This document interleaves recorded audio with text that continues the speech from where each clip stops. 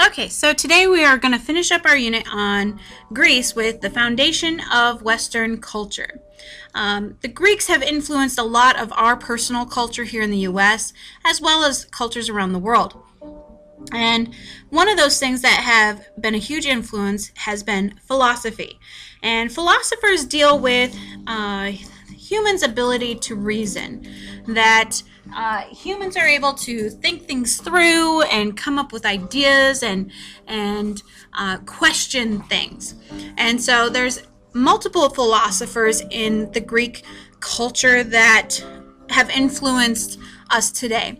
And the first one we're going to talk about is Socrates. And Socrates was from Athens, and he was a true believer in reasoning, that you should question authority, you should question people's knowledge, because what if it's not true? What if it's not right? And so he says you need to prove that it's true, and by proving it you will find wisdom, because you know that you can find the reason, you can find the proof behind it. And so he has even today, the Socratic method, it's a method of questioning, of posing questions to people and having them examine their answers to find out, well, why do you believe that? Why do you think that is? And so that's something that even today is being used. So Socrates, at the age of 70, he was put on trial by the Athenians because the government felt that he was corrupting the youth of the city, that he was a negative influence on them because the youth were starting to question the government and they didn't like that. So he is going to be condemned to death.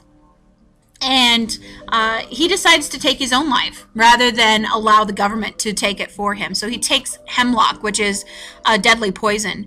And as he lays dying, he charges his students to continue the quest for truth, to continue to reason things out, and not just to accept things as they are.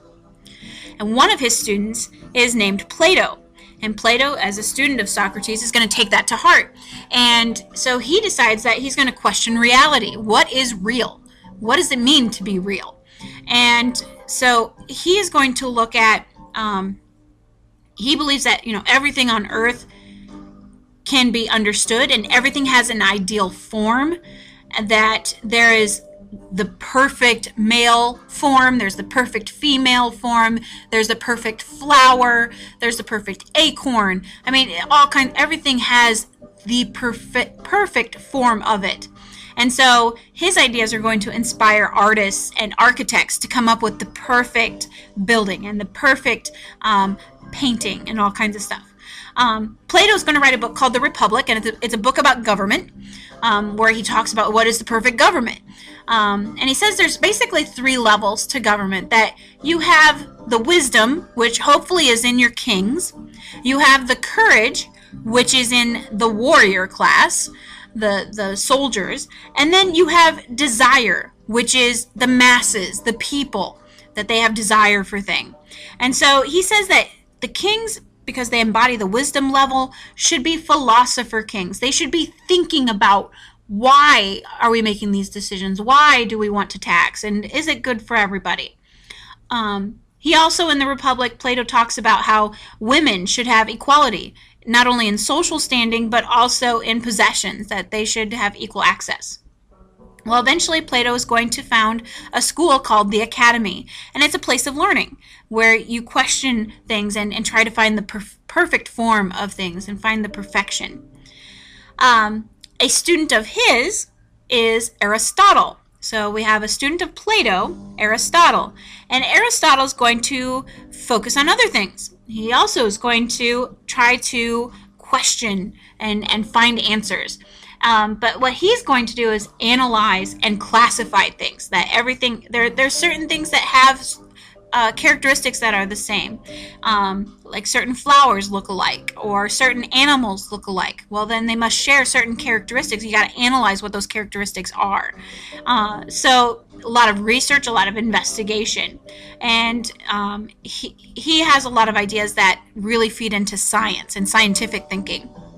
But he also is going to write a book, and his book's called Politics, and it's a book about government. And in it, he's going to talk about 3 types of government. And So Plato was talking about the ideal form, and Aristotle is going to be talking about the different types.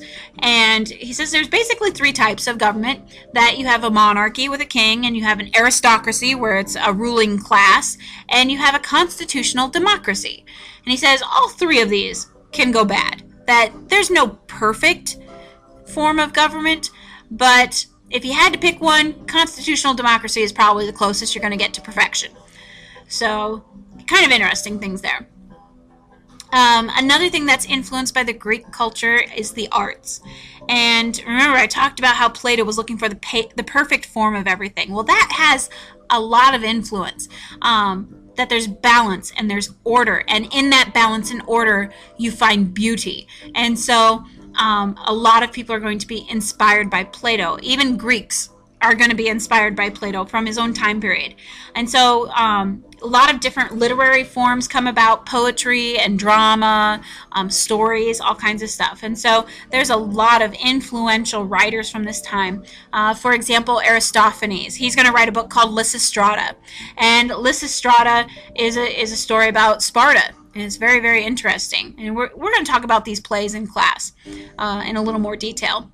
Another one is Euripides, and Euripides writes a book about Medea, and Medea is a princess who is also a sorceress, so comes up with some interesting things there. Sophocles is going to write Oedipus Rex, which is a story about psychology and sin, kind of. And then he also writes Antigone, which is about, well, what happens if your moral duties conflict with what the law says. And so we'll talk, like I said, we'll talk about each of these plays in more detail in class. But the art forms are going to be influenced as well, that there's a certain proportion, that bodies should be a certain form and proportionate so that it brings harmony and beauty. Architecture will be influenced. The Parthenon, that huge building, and you're going to see a picture of it with the pillars, the columns, was based on that idea of structure and harmony and order. Science will also be influenced by the Greeks. Hippocrates is a Greek man who is considered the father of medicine. Doctors today still take the Hippocratic Oath to do no harm, that they will do everything within their power but do no harm to life.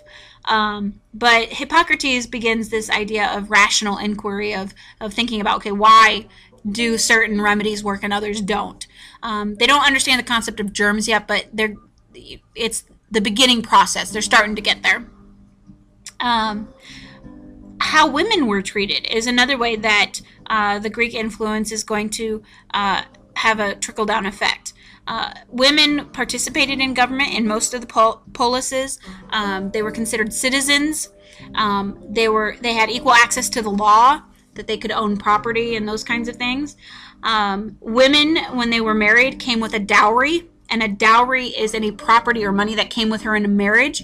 And so the larger dowry you had, the more people wanted to marry you, more men wanted to marry you. Women were in charge of the children in the home. And in terms of society, great example would be in Athens. Remember, in Athens, the richer you were, the more the woman was supposed to stay at home because you had people to do stuff for you. And that's kind of the case in a lot of the polises. It's not just Athens, it's in other ones too.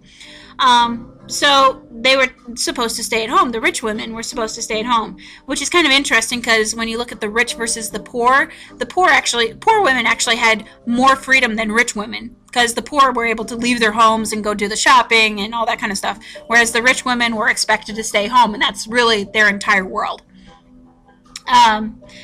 Because of that, as kind of an effect of that, we have a new job class that's going to be created called the courtesans. And courtesans in Greek culture were basically prostitutes.